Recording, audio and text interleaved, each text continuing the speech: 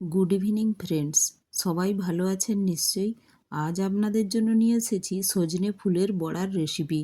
তার জন্য আমার লাগছে সজনে ফুল, আর আমি এটা নিজের হাতেই ভেঙে নিয়ে এসেছি। রাস্তায় যেতে যেতে দেখলাম একটি গাছে খুব ফুল হয়েছে, তো একটু পাতাও নিয়ে নিলাম আর একটু ফুলও নিয়ে নিলাম।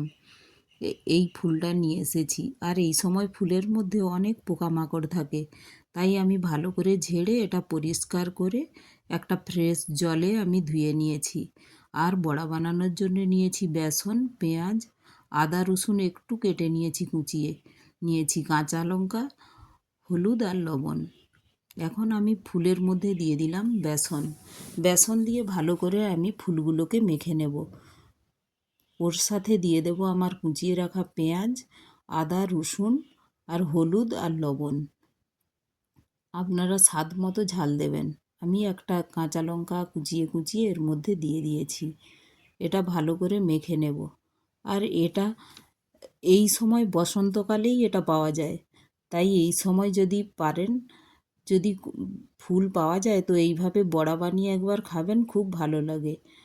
আর এটা দেখুন আমি মেখে নিচ্ছি এইভাবে। তো একটু শক্ত শক্ত শুকনো শুকনো লাগছে, তাই এর মধ্যে দিয়ে দিলাম একটু জল।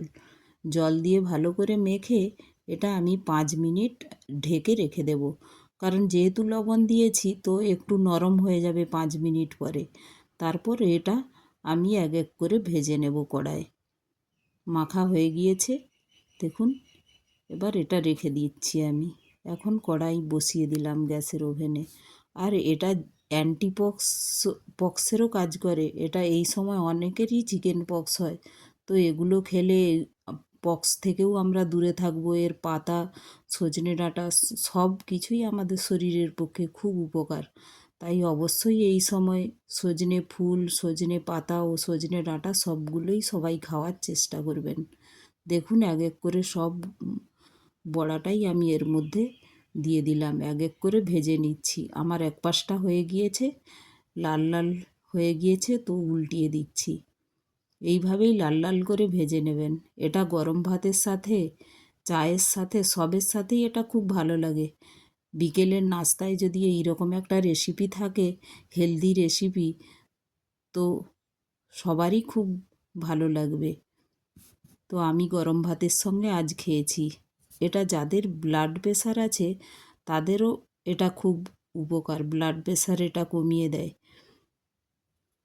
এই আমার রেসিপিগুলো যদি ভালো লাগে তাহলে একটা লাইক, শেয়ার ও সাবস্ক্রাইবও করে দেবেন।